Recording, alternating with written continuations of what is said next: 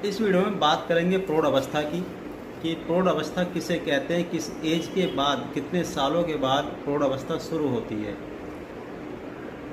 किशोर अवस्था के बाद युवा अवस्था आती है और युवा अवस्था के बाद प्रौढ़ अवस्था की शुरुआत हो जाती है और उस दौरान भी आदमी का जो विकास होता है वो चरमोत्कर्ष पे हो जाता है। इस अवस्था में किशोर अवस्था धीरे धीरे प्रौढ़ता या परिपक्वता की ओर बढ़ती है। यद्यपि परिपक्वता के प्रारंभ होने की कोई विशेष आयु नहीं है, फिर भी यह अवस्था वह है जब मानव वृद्धि अपने चरम के बिंदु को प्राप्त कर लेती है।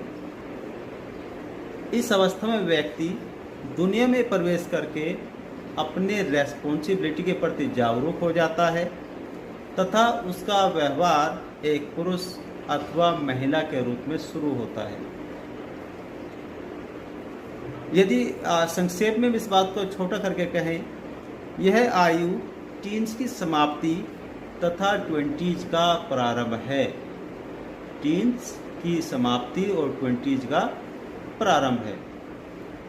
तो मनोवैज्ञानिकों ने युवा अवस्था, प्रौढ़ अवस्था या हम कहते हैं शुरुआत में शिशु अवस्था, बाल्य अवस्था, किशोर अवस्था, इस तरह से मानव की जो एज है उसको बांटा है।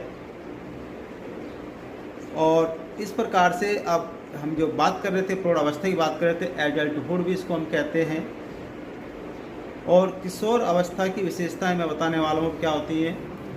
शारीरिक विकास होता है सबसे पहले। किशोर अवस्था में दो प्रकार के शारीरिक परिवर्तन होते हैं, एक आंतरिक होता है, एक बाह्य होता है।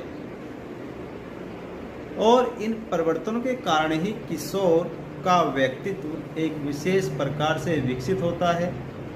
इस अवस्था में हड्डियों का लचीलापन समाप्त होकर उनमें कठोरता आ जाती है तथा वे गोल होने लगती हैं। लड़कियों के कुल्लों के पास फैट जम जाती है तथा उनमें भारीपन आ जाता है और लड़कियों के चेहरे में प्रौढ़ता के दर्शन होने लगते हैं। उनके चेहरे से लगने लगता है कि वे अब औरतें होने जा रही हैं।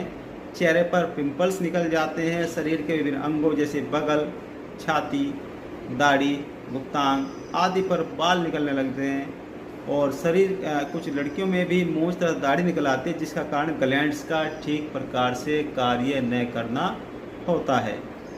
किशोरों के पसीने से एक विशेष प्रकार की गंध आनी शुरू हो जाती है और इस अवस्था में महत्वपूर्ण देन ये होती है कि लड़के और लड़कियों के जो प्रजनन अंग होते हैं वो पूर्ण रूप से विकसित हो जाते हैं।